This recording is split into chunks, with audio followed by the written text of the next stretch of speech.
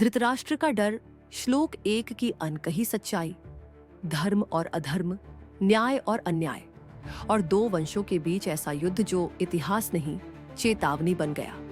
ये है महाभारत की शुरुआत।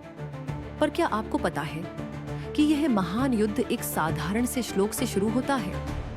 धर्म क्षेत्रे कुरुक्षेत्रे संवेता युयुत्सव मामका पांडवाश्चैव किम कुर्वत संजय। राजा धृतराष्ट्र जो आंखों से अंधे थे, पर उनकी सबसे बड़ी अंधता थी मोह, पुत्र का मोह, सत्ता का मोह और अधर्म को धर्म समझ बैठने का भ्रम। अब सुनिए ध्यान से, क्योंकि ये श्लोक केवल एक सवाल नहीं है। ये उस राजा की भीतर की घबराहट है जो जानता था कि उसका बेटा दुर्योधन अब युद्ध भूमि में धर्म के खिलाफ खड़ा है।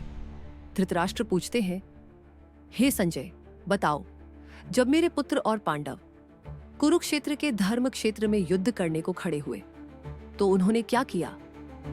पर ये तो केवल शब्द है। असल में वह जानना चाहता है, क्या पाप धर्म भूमि पर टिक सकता है?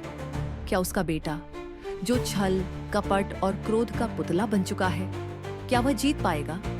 अब सोचिए, धर्म क्षेत्र कुरुक्षेत्र, वह भूमि जहां भगवान स्वयं अवतार लेते हैं, जहां हर कर्म का फल तय है, तो वहां खड़ा अधर्मी क्या टिक पाएगा? धृतराष्ट्र के दिल में यह सवाल नहीं, ये भविष्यवाणी थी। एक ओर खड़े हैं पांचों पांडव, धर्मराज युधिष्ठिर, बलशाली भीम, अर्जुन जो युद्ध में ब्रह्मास्त्र का झाता है, और वीर नकुल सहदेव। दूसरी ओर दुर्योधन और उसका अहंकार, कर्ण का अभिमान, शकुनी की चालें और भीष्म, द्रोण जैसे महान योद्धा जो गलत पक्ष पर मजबूरी में खड़े हैं। ये श्लोक हमें सिखाता है कि धर्म भूमि पर अधर्म का अस्तित्व क्षणिक होता है, और जब मोह आंखों से बड़ा हो जाए तो सत्य भी दिखना बंद हो जाता है। धृतराष्ट्र का अंधापन सिर्फ शारीरिक नहीं था, वो अपने निर्णयों से भी अंधे थे।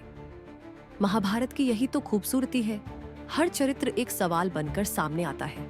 धृतराष्ट्र अंधा राजा या मोह से पागल पिता, कौरव रक्षक या विनाश का कारण, कुरुक्षेत्र सिर्फ एक युद्ध भूमि या पूरी मानवता का आईना।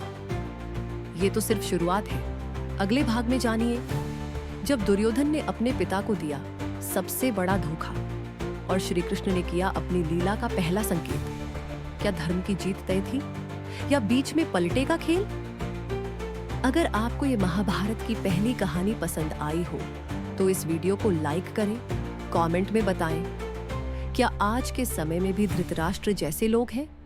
और हाँ, सब्सक्राइब करना मत भूलिए, क्योंकि ये महायुद्ध अब शुरू हुआ है।